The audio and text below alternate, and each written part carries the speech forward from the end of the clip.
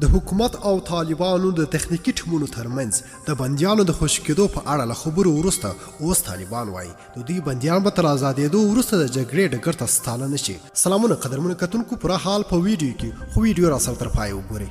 خوشي کېدونکي بندیان مو جګړې ډګر ته نه ځي. د طالبانو سیاسي دفتر وایي د دوی بندیان به تر خوشي کېدو وروسته د جګړې ډګر ته ستانه نه شي. د دې ډلې د سیاسي دفتر ویان سهیل شاهین ازادۍ راډیو ته وویل زموږ بندیان به په خپلو کورونو ته راستانه شي او اړتیا نشته چې جګړې ته مخه کړي.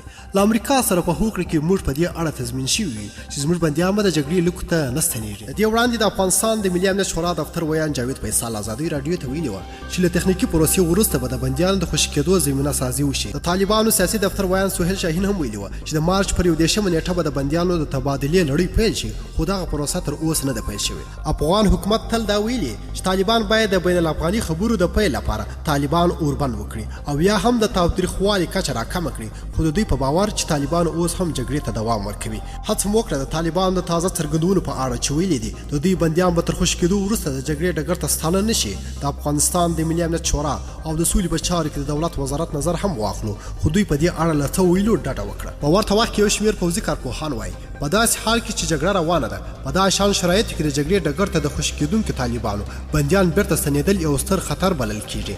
د کورنۍ چارو وزارت پخواني معین میرزا محمد یارمن په دې اړه ازادۍ راډیو ته وویل اوس چې جګړه روانه ده او طالبان یو شمېر ځایونو بریدونه کوي او خپل دې بریدونو ته دوام هم ورکوي، که د دې ډلې بندیان خوشي شي او بیرته د جګړې ډګر ته ستانه شي، په دې برخه کې څه ضمانت موجود دی؟ د ښاغلي یارمن په خبره طالبان باید د ښه نیت معلومولو لپاره اوربند وکړي. د نوموړي په خبره که طالب بندیان له بند څخه آزاد شي، د دې ویره موجوده ده چې بیرته د جګړې ډګر ته ستانه نه شي. د ویډیو له کتلو مو ډېر زیات مینه او مننه. که مو دغه ویډیو خوښ شوی حتما یې درسره لایک او شیر کړئ. د لا ښایسته او په زړه پورې مطالبو لپاره زموږ چینل حتما سبسکرایب کړئ. تر بیا او بلې ویډیو د الله په امان.